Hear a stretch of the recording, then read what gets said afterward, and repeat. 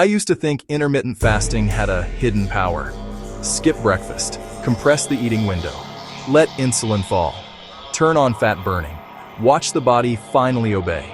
It sounded cleaner than dieting. Less counting, fewer rules, more biology. And for some people, fasting really can help. It can create structure. It can reduce late-night snacking. It can make food decisions simpler. But the more I looked into the research, the less it looked like metabolic magic. Because when fasting works for weight loss, the boring explanation often matters most. People eat less overall, and when they do not eat less, the magic starts to disappear. Today I want to investigate why intermittent fasting became so powerful as an idea, what the evidence actually says, and how to use it without turning a useful schedule into another body lie. The first thing to understand is that fasting is a structure. It changes when you eat. That can change how much you eat. But those are not the same claim. If you normally snack at night, drink calories after dinner, graze while working, or eat from morning until bedtime, a shorter eating window can remove a lot of automatic calories. That is not nothing. It can be useful, but the mistake is believing that the window itself overrides everything else. In a large New England Journal of Medicine trial, researchers compared calorie restriction with and without time-restricted eating. Both groups reduced calories. Both groups lost weight. Adding the time window did not create a dramatic extra advantage beyond the calorie reduction. That does not mean fasting failed. It means the mechanism was less mystical than the marketing. The eating window helped organize behavior. It did not repeal energy balance.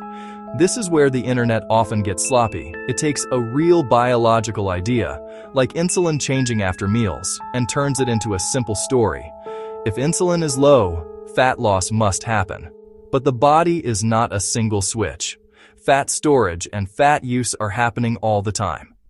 What matters across weeks and months is the whole pattern: energy intake, protein, fiber, sleep, training, stress, food quality, and consistency.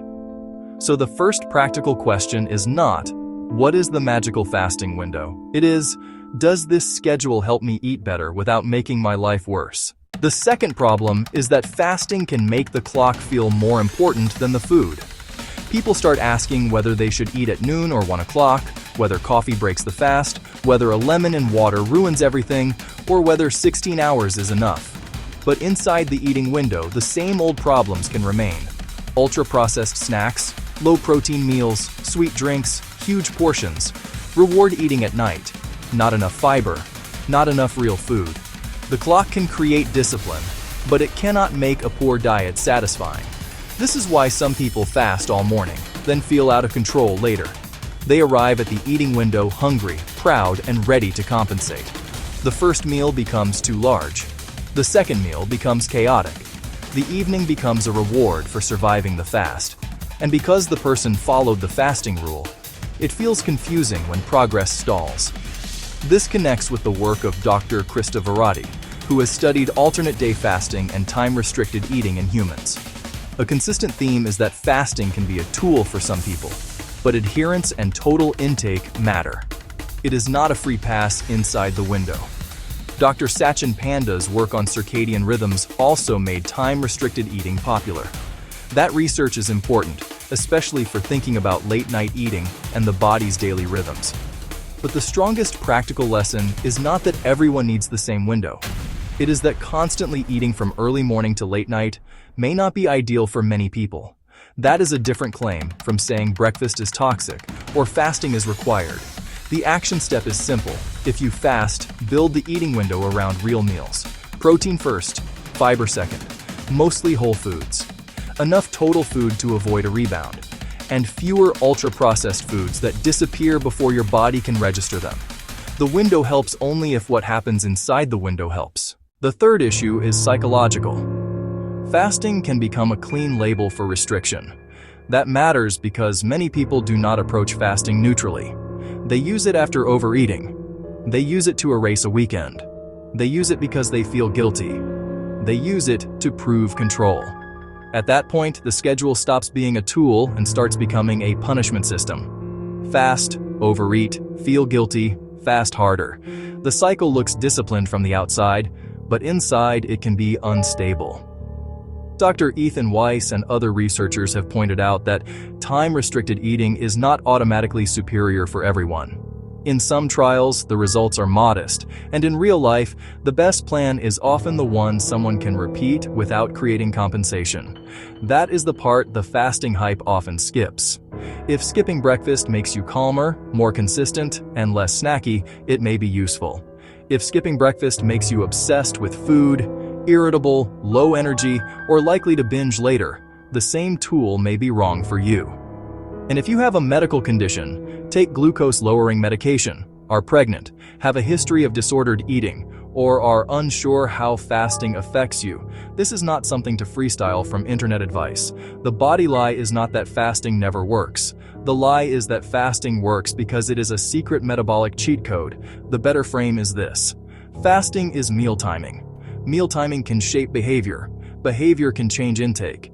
Intake and food quality can change body weight and health markers over time. Useful, yes. Magic, no. So how should you think about intermittent fasting? First, choose a schedule that reduces chaos, not one that proves toughness. Second, do not let the fasting window distract from food quality. Protein, fiber, minimally processed foods, and satisfying meals still matter.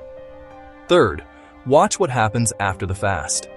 If hunger rebounds and you eat more later, the plan may not be helping. Fourth, avoid late-night eating if that is where your worst decisions happen. For many people, simply closing the kitchen earlier matters more than skipping breakfast. Fifth, treat fasting as optional. It is one way to structure eating, not the master key to fat loss. If a 12-hour overnight break helps, start there. If a 14-hour window feels natural, fine. If 16 hours makes your life worse, stop pretending biology requires it. The goal is not to win a fasting contest. The goal is to build a pattern your body and your life can sustain. Intermittent fasting is not fake. It is just oversold. It can help people eat less, avoid late-night snacking, and create a cleaner routine. But it does not make calories disappear. It does not turn poor food choices into good ones, and it does not work the same way for everyone. The clock can be useful, but the body still reads the whole pattern. If you want to dig deeper, look at the human trials on time-restricted eating, the work of Dr. Krista Varadi, Dr. Sachin Panda's research on circadian rhythms, and controlled studies comparing fasting with ordinary calorie restriction.